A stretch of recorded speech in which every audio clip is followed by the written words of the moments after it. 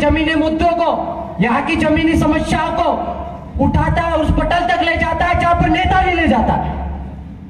वो यहाँ पर हमारे लोगों को जागरूक करने का काम कर रहा है। नवरात्रि में नवमी के दिन गरबे में गया वो, उसको लगा कि 3 बज गई है, 4 बज गई है। एक सवाल कर लिया उसने कि क्या भाई साहब, मैं भी गरबा देख रहा हूं लेकिन 4 बज गई यार, क्या बात है, पुलिस वाला आए नहीं, आज गरबा क्यों नहीं रुक रहा है? तो यहाँ के गरबा पंडाल के लोगों ने उसे फुटबॉल की तरह मारा। एक आदमी को देख के साला लिच्चर, गवार, भेड़िए साले इस तरह से अकायराना हरकत करते हैं, फुटबॉल की तरह हमारे एक भाई को मारा, शेर आदमी को, उस आदमी को मारा जो काम सरकार को करना चाहिए था, भीड़ी भाषा का प्रमोट करना चाहिए था। आदिवासी संस्कृति सभ्यता परंपरा को प्रमोट करने का काम भारत सरकार को भी है, राज्य सरकार को भी है। ये 244(1) है, ये 13(3) का 1 लागू होता है। यहां पर ग्राम सभा को विधि का बल प्राप्त है, यहां की पंचायत जो बोलेगी वो सर्वोपरि है। तो 3% लोग जो इस कस्बे में बैठे हैं, जो इस कस्बे में रह रहे हैं, वो जो गैर आदिवासी है, वो 3% सब नहीं होंगे। उस गरबा पंडाल में मौजूद 3-4 लोग ही होंगे और उससे प्रभावित 50 लोग होंगे। उन्होंने हमारे पत्रकार भाई के साथ मॉब लिंचिंग जैसी घटना की। आप समझ रहे हो मॉब लिंचिंग क्या होता है? जब भीड़ आती है, एक व्यक्ति को मारती है और वो आदमी मर जाता है। आपने देखा है चित्तौड़गढ़ में हमारे आदिवासी भील, वो भी झाबुआ के ही थे। 2 भाइयों के साथ में ऐसी मारपीट की थी, जिन्होंने गाय और बैल के बीच में फर्क नहीं मालूम, उन्होंने बैल को लाने वाले हमारे आदिवासी भील भाई को मारा। एक की मृत्यु हो गई, एक आज भी अस्पताल में भर्ती है।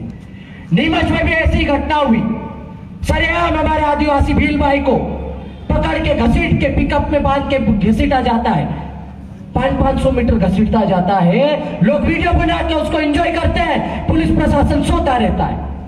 खरगोन में पुलिस कस्टडी में हमारे आदिवासी समाज के एक युवक को बेदर्दी से, बेरहमी से इस तरह से मारा जाता है कि उसकी चमड़ी यहां से यहां पूरी छिल जाती है, उसका गुप्ता कट जाता है। साला 3rd डिग्री टॉर्चर में भी ऐसी सजा का प्रावधान नहीं है। जितना शोषण, जितना अत्याचार, जितनी मारपीट हमारे समाज के लोगों के साथ ये लोग कर रहे हैं ना, वो सही कह रहा हूं मैं, नर्क में भी हमने सुना है, स्वर्ग नर्क क्या होता पता नहीं, लेकिन वहां पर भी ऐसी सजा यातना नहीं होती। ये तालिबानी से भी बदतर लोग हैं।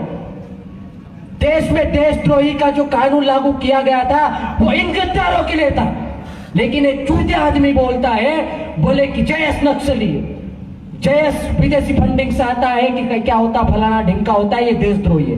अरे भाई, सरकार तुम्हारी, एजेंसियां तुम्हारे हाथ में, ये IBCID भैया कितने कैमरे, थोड़ा अच्छे से दिखा देना। ये नितेश लावाई बोल रहा है, दिल खोल के बोल रहा है, अभी मेरे पास खोने के लिए कुछ बचा है। मेरे को जितना खोना था मैंने खो दिया, कुछ नहीं बचा, जान बची हो वो लेना तो ले लेना। तो तुम्हारे पास एजेंसियां है, हमारा एक अकाउंट यहां से भी सब सार्वजनिक करके बता दो, किसके अकाउंट में अमेरिका से पैसा आया। अरे जॉर्ज बाइडेन से मिलने तुम जाते हो, चाइना तुम जाते हो, पाकिस्तान में बिरयानी खाने तुम जाते हो, हम जाते हैं क्या? हमारे लोग बड़ी बड़ी मुश्किल से 5-5, 10-10 रुपए इकट्ठा करके यहाँ तक आते हैं और हमारे समाज के खिलाफ हो रहे हैं अत्याचार, शोषण के खिलाफ अपनी आवाज बुलंद करते हैं। एक FIR आई है मेरे पास मेघनगर की। मेघनगर में एक FIR कराने के लिए हमारे लोग गए।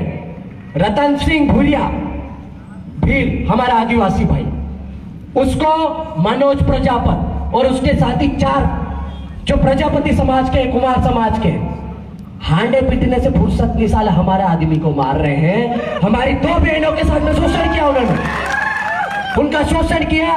जब वो बाप गया अपनी बेटी की मजदूरी के पैसे लेने के लिए, तो उसको बेरहमी से मारा। हमने वहां के DI को फोन लगाया कि भैया हमारा आदिवासी भाई है, आप एट्रोसिटीज एक्ट लगा दीजिए। तो बोले मैं दिखवाता हूं। मैं आपसे पूछना चाहता हूं, यहाँ पूरा पुलिस प्रशासन खड़ा है, जिला प्रशासन के भी खुफिया एजेंसी वाले और जिम्मेदार लोग खड़े होंगे। एक गैर आदिवासी आदमी जब सरेआम किसी आदिवासी व्यक्ति को ये जानते हुए कि ये आदिवासी है, ये भील है, ये भूरिया है, उसको सरेआम झापट मारता है, जूते से मारता है, चप्पल से मारता है, उसको घसीटता है, उसको नीचे दिखाने की कोशिश करता है। तो आप ध्यान से पढ़ लेना, अनुसूचित जाति अनुसूचित जनजाति अत्याचार निवारण अधिनियम 1989 धारा 3 और पैरा 1 से लेकर 10 तक गिन लो, सब में ये सारी चीजें आ जाएगी। तो आपने पढ़ाई की कि नहीं की? इसीलिए गैर आदिवासी लोग बोलते कि आदिवासियों का आरक्षण मत दो। आप लोग तत्काल एफआईआर नहीं करते। आज हमारे मुकेश भाई परमार के साथ में सार्वजनिक मारपीट हुई, आपको तत्काल एफआईआर करके उसको अंदर डालना था। उसने एक पत्रकार के साथ, लोकतंत्र के चौथे स्तंभ के साथ मारपीट ही नहीं, मारने की कोशिश की है, जान से मारने की कोशिश की है।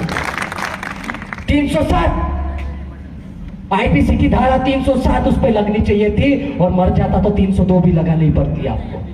197 आपने बिना परमिशन के लोगों को इकट्ठा भी किया, मॉब लिंचिंग की, मारा। 199 क्या कर रहे हो आप? 323 34 लगा के फ्री कर रहे हो आदमी को।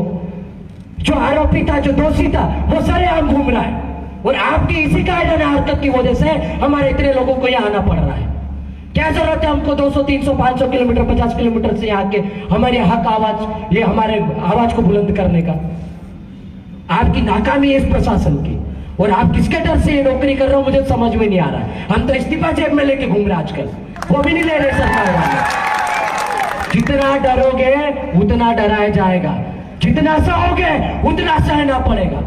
टंट्या भील को याद करो, बिरसा मुंडा को याद करो, भांजा नायक को याद करो, और नहीं तो ज्यादा दूर नहीं, ये हमारे शहीद चंद्रशेखर आजाद को याद कर लो।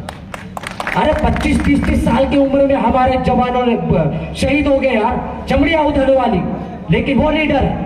तुम्हारे काले ये जो गोरे अंग्रेज थे उनसे लड़े हो, तो बंदूकों का मुकाबला तीर कमान से किया उनने, और उनके वंशज ये देखो भूखे प्यासे अभी बैठे हैं इस धरती पे, उबलती तपती धरती पे बैठे हैं। और ये ऐसा कोई नहीं कर सकता, सिर्फ आदिवासी डीएनए आदिवासी खून ही कर सकता है, गैर आदिवासियों का संक्रमित आदमी नहीं कर सकता है। और यहाँ के जो लोगों ने इस तरह की घटना की, घटना को अंजाम दिया है, वारदात को अंजाम दिया है, मैं इस मंच के माध्यम से खुली चुनौती दे रहा हूं, और मध्य प्रदेश सरकार भी इस चीज को अच्छे से रिकॉर्ड करके रख ले। आप भले हमारा इस्तीफा ना लो, लेकिन अब इतने लड़कों को खड़ा कर देंगे कि बिना इस्तीफा के आपकी सरकार को जोबड़ में भी गिरा देंगे और मध्य प्रदेश में भी गिरा देंगे। आप मजबूर कर रहे हो उनको बार बार, आप मजबूर कर रहे हो उनको बार बार लिखने और बोलने पे। भाई सरेआम मार रहे हो, क्यों नहीं बोलेंगे यार? हमारी बहनों को 10-10 फीट के गहरे गड्ढे में गाड़ देते हो, यूरिया डालते हो, नमक डालते हो, इसलिए गाड़ देते हो ताकि उनके अवशेष खत्म हो जाए। एक बलात्कार का आरोपी सरेआम घूमता है गैर आदिवासी, लेकिन हमारा व्यक्ति यदि कोई बेरोजगार युवा एक जरा सी टिप्पणी भी कर दे भावनात्मक रूप से, तो 151 में उसको 4 दिन के लिए अंदर डालते हैं। ये कौन सा न्याय है भाई? कौन से कानून का पालन कर रहे हो तुम? और यही सवाल पूछता है आज का युवा। तुम यह आवाज को दबा नहीं सकते, और जितना दबाओगे, मैं पहले भी बोल चुका हूं, लिख चुका हूं, न्यूटन के नियम को पढ़ने की जरूरत है शासन प्रशासन को। आप जिस चीज को जितना दबाओगे वो उतनी तेज रफ्तार से बाहर निकलेगी, और ये खुला चैलेंज है। अब ये क्रांति रुकने वाली नहीं है। ये टंट्या को पढ़ चुके, ये बिरसा को पढ़ चुके हैं, ये लोग अब रुकने वाले नहीं है। ये सर कटा देंगे, लेकिन जुल्म और शोषण के खिलाफ हमेशा अपनी आवाज बुलंद करेंगे। तो हम यहाँ भाषण देने नहीं आए, हमारे कुछ साथियों ने बोला भी है, बातें बहुत सारी है, लेकिन शासन प्रशासन यदि अपनी जिम्मेदारी का ईमानदारी से निर्वहन कर लेगा, तो मुझे ऐसा लगता है कि आपको भी कल कोई डंडे मारेगा ना, तो हमारे जैसे लोगों को आने की जरूरत नहीं पड़ेगी, आप खुद सक्षम हो जाओगे। और आप जब तक रिश्वतखोरी करोगे, आप जब तक बेईमानी की नौकरी करोगे, आपको भी वो गैर आदिवासी दबा के रखेगा। ये 2.5-3% लोग इकट्ठे हैं। अरे तुम 1 दिन नहीं, 2 दिन नहीं, साल भर दुकान बंद रखो, 10 साल रखो, हमारा क्या जा रहा भाई? दुकान तुम्हारी, पैसा तुम्हारा, शटर तुम्हारा। हम तो वो लोग हैं जब इस देश में अन्न निर्माण को अच्छे से लोगों ने नहीं जाना था, इस देश में जब साइंटिफिक थ्योरी नहीं आई थी, इस देश में जब आपने एल्कोहल का नाम नहीं सुना था, उस समय भाप आसवन विधि के द्वारा जो देसी कच्ची दारू बनाने का रिकॉर्ड है ना, ये बनाना आदिवासियों ने सिखाया है। महुआ से रोटी बना के खाना आदिवासियों ने सिखाया है। आज भी छत्तीसगढ़ झारखंड में देख लो, हमारे लोग वैसे जिंदा रह सकता है। तुम संभाल लो, तुम्हारी धोल अभी भी समय है, नहीं तो तुम्हारे पास ये अन्न नहीं आएगा, जल नहीं आएगा, तो फिर तुम कहां जाओगे? 5वीं अनुसूची अमल करने की जरूरत नहीं है। हम जब हमारे घर में ही हमारे लोगों को रोक लेंगे ना, तो 5वीं अनुसूची ऐसे ही अमल हो जाएगी और आपकी रोजी रोटी बंद हो जाएगी। तब हमारे घर में मत आना हाथ पैर जोड़ के कि भैया भैया बोलो बासे का जो समझा लेने एक कट्टू गऊ आप दो, मौके आप दो, ये नहीं चलेगा। फिर तुमको मौका भी नहीं मिलेगा। गेहूं चावल तो बहुत दूर की बात है, इसलिए मजबूर ना करें। बस ये मैसेज था। अगली बार से ऐसी कोई गलती होगी तो हम लोग ये कहने नहीं आए, बता भी सकते हैं। हम लोग सिर्फ प्रदर्शन करना हमारा उद्देश्य नहीं होता है, हम आगाह करने के लिए आते हैं कि भविष्य में ऐसी घटनाएं ना हो, भविष्य में ऐसी गलती कोई आदमी ना करे, ताकि हमारे आदिवासियों के खिलाफ इस तरह की घटना हमारे संज्ञान में आए। बस ये मैसेज था।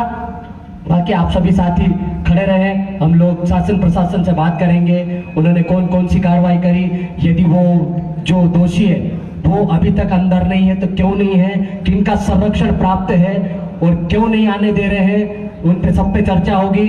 और ये भले राणापुर बंद रखे, एक दिन नहीं महीने भर रखे, हमको मतलब नहीं, लेकिन यदि दोषियों को अंदर नहीं डाला तो फिर राणापुर हम बंद कराएंगे, इस बात की गारंटी हम देते हैं। जवाहर जिंदाबाद, इंकलाब जिंदाबाद।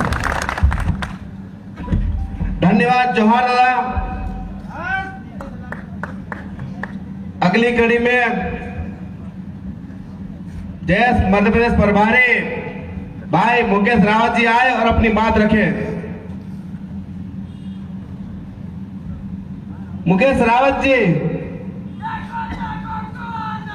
आदिवासी से आदिवासी से